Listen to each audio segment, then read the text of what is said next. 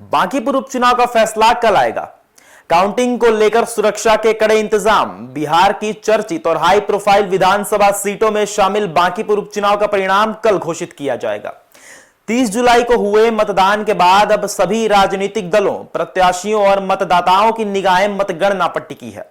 जिला प्रशासन और निर्वाचन आयोग ने मतगणना को शांतिपूर्ण और निष्पक्ष ढंग से संपन्न कराने के लिए सभी तैयारियां पूरी कर ली है। मतगणना एएन कॉलेज स्थित काउंटिंग सेंटर में होगी, जहां सुरक्षा जिला प्रशासन और निर्वाचन आयोग ने मतगणना को शांतिपूर्ण और निष्पक्ष ढंग से संपन्न कराने के लिए सभी तैयारियां पूरी कर ली है। मतगणना एएन कॉलेज स्थित काउंटिंग सेंटर पर होगी, जहां सुरक्षा के 3 स्तरीय इंतजाम किए गए हैं। केंद्रीय अर्धसैनिक बल, बिहार पुलिस और दंडाधिकारियों की तैनाती रहेगी। मतगणना स्थल के भीतर केवल अधिकृत अधिकारियों, मतगणना कर्मियों, प्रत्याशियों और उनके एजेंटों को ही प्रवेश की अनुमति होगी। स्ट्रांग रूम और काउंटिंग सेंटर के आसपास सुरक्षा के विशेष प्रबंध किए गए हैं। पूरे परिसर की निगरानी सीसीटीवी कैमरे के जरिए की जाएगी। मतगणना शुरू होने से पहले प्रत्याशियों और उनके एजेंटों की मौजूदगी में स्ट्रांग रूम खोला जाएगा। हलकों में खासा उत्साह है। कम मतदान प्रतिशत के बावजूद चुनावी मुकाबला बेहद दिलचस्प माना जा रहा है।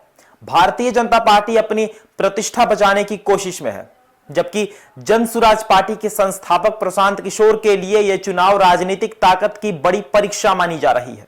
वहीं राष्ट्रीय जनता दल भी इस सीट पर मजबूती दावेदारी पेश कर रही है। निर्वाचन आयोग के अनुसार बांकीपुर उपचुनाव में कुल 34.30% मतदान दर्ज किया गया, जो पिछले विधानसभा चुनाव के मुकाबले लगभग 7% कम है। लगभग 2.90 लाख मतदाताओं वाले इस क्षेत्र में करीब 99,000 मतदाताओं ने अपने मताधिकार का प्रयोग किया, जबकि बड़ी संख्या में मतदाता मतदान केंद्रों तक नहीं पहुंचे। चुनाव में भाजपा ने नीरज कुमार सिन्हा को उम्मीदवार बनाया है। वहीं राजद की ओर से रेखा गुप्ता मैदान में है, जबकि जन सुराज पार्टी के संस्थापक प्रशांत किशोर स्वयं चुनाव लड़ रहे हैं। त्रिकोणीय मुकाबले ने इस उपचुनाव को और भी रोचक बना दिया है। चुनाव प्रचार के दौरान सभी दलों ने पूरी ताकत झोंकी और कई बड़े नेताओं ने जनसभाएं तथा रोड शो किए। मतदान के दिन सुबह के समय मतदान की रफ्तार काफी धीमी रही। उमस और हल्की बारिश के कारण कई बूथों पर मतदाताओं की संख्या कम दिखाई दी। हालांकि दोपहर तक मतदान में कुछ तेजी आई और शाम तक मतदान प्रतिशत 34.30 पर सिमट गया। अब सबकी निगाहें कल होने वाली मतगणना पर टिकी है।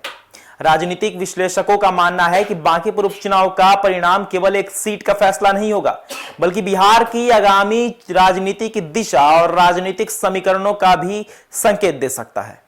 ऐसे में कल आने वाला नतीजा बिहार की राजनीति के लिए बेहद महत्वपूर्ण माना जा रहा है। धन्यवाद।